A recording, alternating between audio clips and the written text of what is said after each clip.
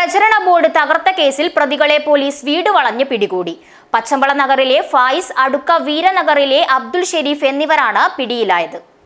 ഉറൂസിന്റെ പ്രചരണ ബോർഡ് തകർത്ത കേസിൽ പ്രതികളെ പോലീസ് വീട് വളഞ്ഞു പിടികൂടി. സംഭവത്തിന് ശേഷം രക്ഷപ്പെട്ട പ്രതികളെ തന്ത്രപരമായ നീക്കത്തിലൂടെ കുമ്പള ഇൻസ്പെക്ടർ KP വിനോദ് കുമാറിന്റെ നേതൃത്വത്തിൽ പിടികൂടുകയായിരുന്നു. പച്ചമ്പള നഗറിലെ ഫായിസ്, അടുക്ക വീരനഗറിലെ അബ്ദുൽ ഷെരീഫ് എന്നിവരാണ് പിടിയിലായത്. പച്ചമ്പള്ളത്ത് സ്ഥാപിച്ച ഒളയം മഖാം ഉറൂസിന്റെ ബോർഡാണ് നശിപ്പിച്ചത്. സംഭവത്തിൽ മെയ് 1 പോലീസ് കേസെടുത്തതോടെ പ്രതികൾ മുങ്ങി.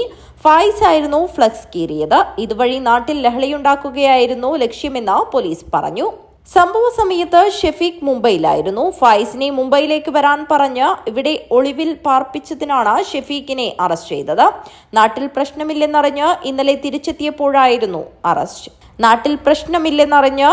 വ്യാഴാഴ്ച തിരിച്ചെത്തിയപ്പോഴായിരുന്നു അറസ്റ്റ്. News bureau, Kumbla.